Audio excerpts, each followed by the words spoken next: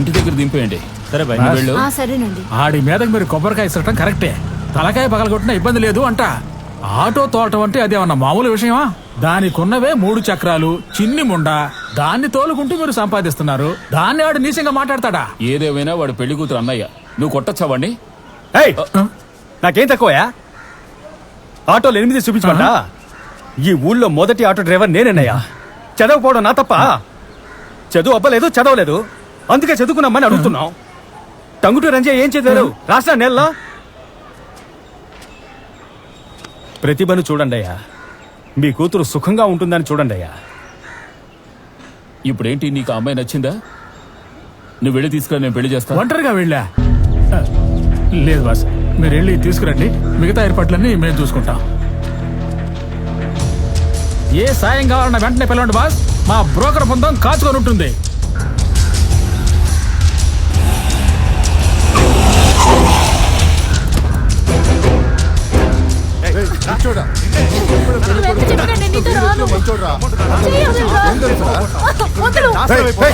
నా కూతుర్ని తోడ పుట్టిందని 2వ భార్యగా అంట కడతావా?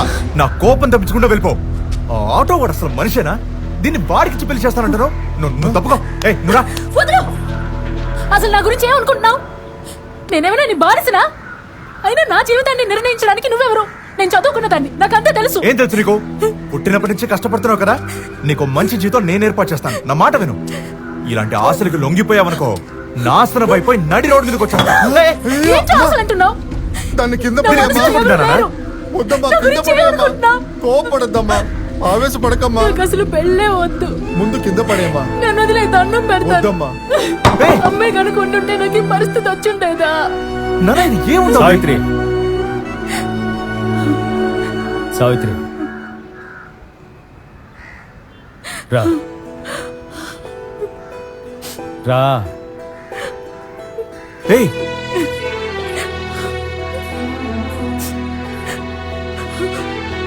తనకు అన్నయ్య కనుక కొట్టకుండా వదిలిపెడుతున్నా. మర్యాదగా పెళ్లికొచ్చి. ఏ సావిత్రి, నేను చెప్పేది విను, వెళ్ళొద్దు.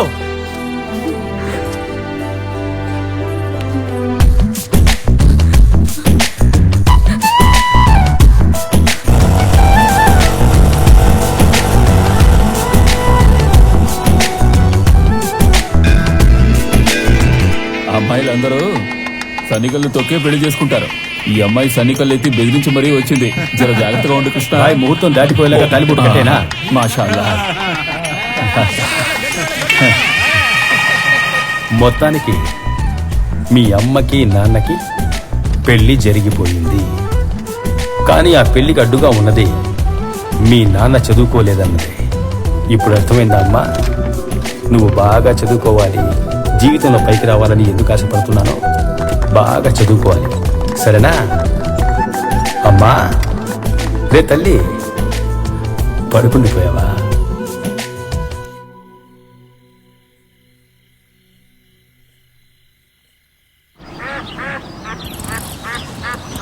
పెద్ద పిల్లలు అయ్యారు కదా, మీరే తిని బట్టలేసుకుని బడికి వెళ్ళలేరా? అమ్మే కదా డ్రెస్ వేసి స్కూల్కి పంపించాలి. సినిమాకి మాత్రం మీరే తయారై వెళ్ళిపోతున్నారు. మాటలు మాత్రం పెద్ద మనిషిలా మాట్లాడతాం. ముందు బాగా చదువుకుని మంచి మార్కులు తెచ్చుకుని మంచి పేరు తెచ్చుకో. మరి నిత్య అనేది మంచి పేరు కాదా నాన్న? అమ్మ చెప్పేది వేరే పేరురా. నువ్వు దాని గురించి ఏం దిగులు పడకు. ప్రస్తుతానికి సంతోషంగా ఉండండి, ఆడుకోండి. ఇలాగే గారం చేసి వాళ్ళని చెడగొట్టండి. బొత్తిగా చదువు మీద ధ్యాసే లేదు. ఏం చెప్పినా ఎదురు సమాధానం చెప్తున్నారు. నేనే నీకు బానిసని. పాపం పిల్లలు ఎందుకు? అమ్మకు టాటా చెప్పండి. అలాగే అందంగా కోపడుతున్నా.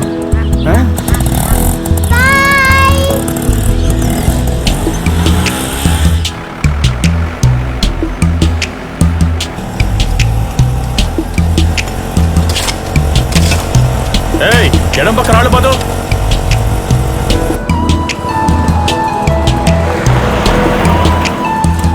ఆగాకి దిగొచ్చు కదా, మాత్రం దిగండమ్మా.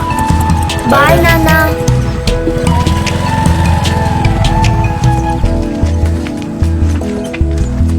పిల్లలు టాటారా.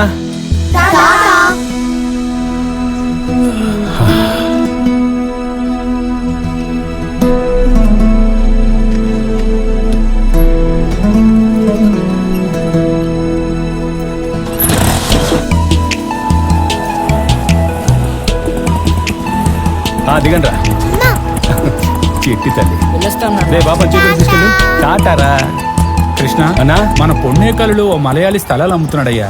అందరూ బాగున్నాయన్నారు. మన టీచర్లు కూడా కొనాలంటున్నారు. నీకు ఊళ్ళో అందరూ తెలుసుగా, మాట్లాడి అమ్మి పెడితే కమిషన్ వస్తుంది కదా. ఇంకా ఎన్నాళ్ళు ఇలా ఆటో తోలుతావు? జీవితంలో పైకి రావాలని లేదా? నిజమే, వచ్చేటప్పుడు చూసా అన్నా. సరైన టైంకి సరైన ఐడియా ఇచ్చావు.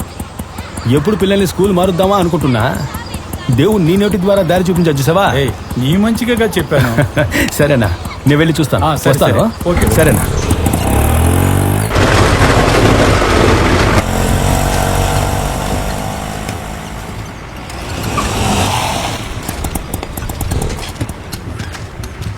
రండి బ్రదర్, చెప్పండి ఏం కావాలి? ఏ లేదు, ఈ 2 ఎకరాలను ఎన్ని సెంట్లుగా విడగొడుతున్నారు? 10-10.5 సెంట్లుగా విడగొట్టాం. ఏ ఈ జన్మలో మీరు అమ్ముకోలేరు, చాలా కష్టం. 5.5 సెంట్లుగా విడగొట్టండి. 60కి 40 అమ్ముడు పోతాయి. 10-10.5 సెంట్లు అమ్ముడు పోవు. ఇలా రా తమ్ముడు. ఎవరయ్యా నువ్వు? నా దగ్గరకు వచ్చి నా స్థలం అమ్ముడిపోతుంటున్నావు. నన్ను చూస్తే తెలియట్లా? ఆటో అండి. ఆటో వాడి కొమ్ములుంటాయా? స్థలం గురించి నీకేం తెలుసాయా? నా రిటైర్మెంట్కి వచ్చిన మొత్తం డబ్బుని ఇందులోనే పెట్టా. మాచర్లలో సర్వేయర్గా ఉండేవాడిని. నన్ను చూసావా? సార్, మీకు తెలియట్లేదు సార్, నేను ఈ ఊరోని. ఏ చెట్టు నుంచి ఏ పెక్ష ఎగురుతుందో నాకే సార్ తెలుసు. నువ్వేమన్నా స్థలం కొనబోతున్నావా? మీకు అర్థం కావట్లేదు సార్, నేను ఇక్కడే సార్ పుట్టి పెరిగింది. నేను ఒకటంటే ఈ ఊరోళ్ళది నమ్ముతారు. ఈ చోట అమ్మి పెడదామని వచ్చాను. బ్రోకర్వా? మురళి, ఆ పాంప్లెట్ ఇవ్వు. స్థలం అమ్మి కమిషన్ తీసుకో, స్థలాన్ని అమ్మగలిగితే. నువ్వు ఉండమ్మా. ఏమండి, నేను కమిషన్కి పనిచేయనండి, అర్థమవుతుందా? మరి? ఇప్పుడు వచ్చే లాభంలో 6 రూపాయలు మీరు తీసుకోండి, 4 రూపాయలు నాకు ఇచ్చేయండి. ఇందులో ఎంత లాభం వస్తుందో నాకే తెలుసు. ఒక్క నెలలో మీ అన్ని ప్లాట్లు అమ్మి పెడతా. నాతో పార్ట్నర్షిప్ అడుగుతున్నావా? అవును సార్. సరే, బయలుదేరు. నాకు ఎప్పుడైనా అవసరమైతే పిలుస్తాలే, నాకు చాలా పనులున్నాయి. ఇప్పుడు నేనేం చెప్తున్నానంటే, ఈ సైడ్ మీరు కొనుక్కోవచ్చు. ఎందుకంటే వస్తాను సార్. నువ్వు బయలుదేరవయ్యా. బయలుదేరండి. ముందు స్థలం నచ్చిందా లేదా అది చెప్పండి. నచ్చితే ఏ వైపు తీసుకుంటారు అది చెప్పండి. అది ముఖ్యం కదా మరి.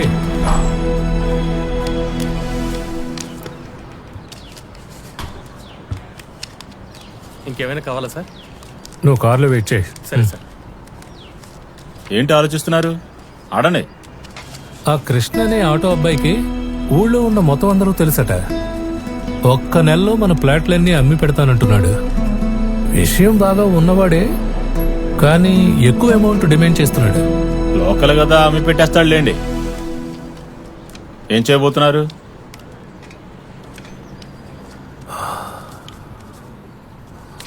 షో, ఇంకా ఏం అనుకోలేదయ్యా. నీ దారి పూల దారి పోయి బాటసారి, నీ ఆశలే ఫలించగా. తెలిసిన పని వదిలేసిన వాడు బాగుపడలేదు, తెలియని పని జోలికెళ్ళినోడు బాగుపడలేదు. మీకెందుకు ఈ లేనిపోని ఆశ? నాకు కాదే, మన పిల్లల కోసం. వాళ్ళు మంచి స్కూల్లో చదువుకోవద్దా? మీరెప్పుడు ఈ బ్రోకర్ పని పూర్తిగా చేశారని? నీకు ముందే చెప్పానుగా, మా నాన్న పెద్ద ల్యాండ్ బ్రోకర్ అని. ఆయన ఎంతమంది నువ్వు ఇంటివాణి చేశాడు తెలుసా? చిన్నతనంలో ఆయనతో పాటు వెళ్లేవాణ్ణి. నాకు తెలిసిన వృత్తినే నేను ఎందుకని నమ్ముకోలా? ఇందులో నిలకడ సంపాదన లేదు గనక ఇప్పుడు సందర్భం వచ్చింది, ఉపయోగించుకుంటున్నా. అందరినీ ఒకే ఆటోలో తీసుకువెళ్తున్నానుగా, మరి నా పిల్లలు ఇంగ్లీష్ ఎందుకు మాట్లాడటంలా? అప్పుడు పోటీ పడి జీవితంలో ఎలా పైకొస్తారు? నీకు విషయం చెప్పనా సావిత్రి, గవర్నమెంట్ స్కూల్ టీచర్ల పిల్లలే ఈ స్కూల్లో చదువుతున్నారు. నా పిల్లలు చదవకూడదా? బాగా చదివే పిల్లలు ఎక్కడైనా చదువుతారు. అదంతా నాకు తెలీదే. ఈ స్కూలు మంచి స్కూలా లేక ఆ స్కూలు మంచి స్కూలా అన్నది నాకు అనవసరం. నా పిల్లలు ఇంగ్లీష్ మాట్లాడాలి అంతే.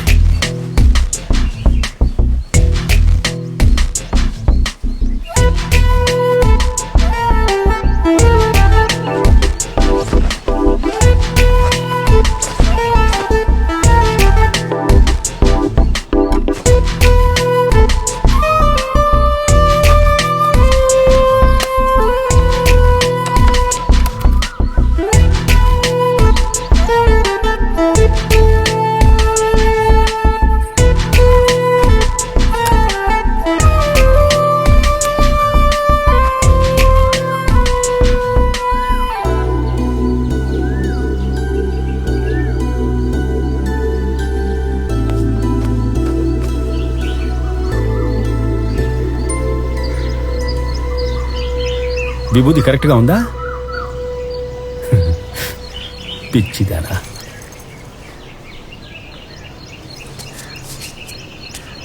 ప్రశాంతంగా చూడు, నా ఆటను గమనించు.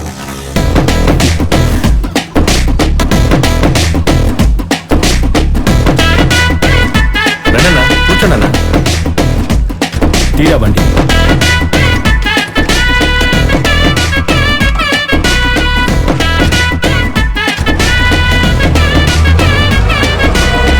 బాగుందయ్యా కృష్ణ, చక్కగా వైట్ అండ్ వైట్ లో నా పార్ట్నర్ లా హుందాగా ఉన్నావు. ఇప్పుడు నేను చెప్పొచ్చేది ఏంటంటే, ఇదంతా రోడ్డమ్మా, అందమైన రోడ్లు ఫ్రీగా వేసిస్తా. ఇకపోతే మంచినీళ్లు 40 అడుగులకే కొబ్బరి నీళ్ళలా ఉంటాయి. ఈ పక్కనే చక్కగా గవర్నమెంట్ హాస్పిటల్ రాబోతోంది. పోతే మన ఊరు పొన్నైకల్ ఉంది కదా, పొన్నైకల్లుకి రైల్వే స్టేషన్ వచ్చే అవకాశం ఉంది. వచ్చినా రావచ్చు. సార్, వస్తే రావచ్చని అబద్ధం చెప్పి అమ్మడం తప్పు కదా?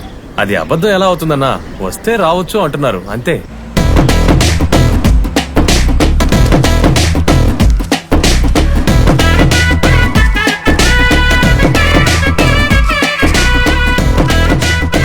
చేతిలో డబ్బులు లేవని అవకాశాన్ని వదులుకోకండి, వదులుకుంటే మళ్ళీ రాదు.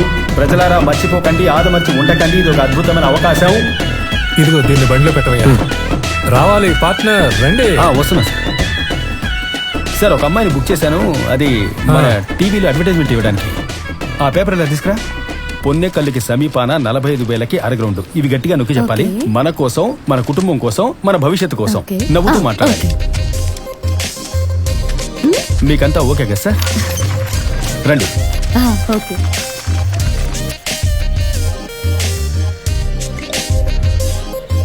ఇదిగోండి. థ్యాంక్స్ కృష్ణ. పిండితే పాలు కారేలాగా ఎంత తెల్లగా ఉన్నారే, ఏం తింటున్నారు మీరు? రేయ్, పాలకోవ తింటారా? ఊరుకోరా. ఒక అమ్మాయిని పొగిడితే నీకు గిట్టదుగా. అనవసరంగా ఎవరిని పొగడకూడదురా. తీసుకోండి. Thank you. జాగ్రత్త, చెయ్యి కాలుద్ది. రేయ్, అందుకే ఖాళీ గ్లాస్ తెచ్చాను, చల్లారు పెట్టుకుని తాగండి. నువ్వు వెళ్ళు. So sweet. మరీ చల్లార్చి కన్నా వేడి తగ్గిపోద్ది. రేయ్,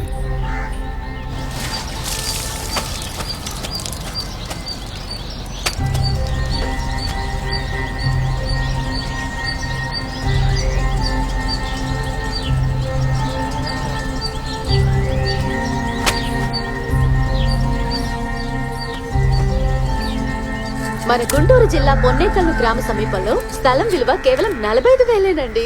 నమ్మలేకపోతున్నారు కదా? నేను నమ్మలేకపోతున్నానండి. ఈ అక్షయ తృతీయ సందర్భంగా రిజిస్ట్రేషన్ ఉచితంగా చేసి పెడుతున్నారండి. ఇంకెందుకు? అడ్రస్ క్లియర్ గా ఉందనా?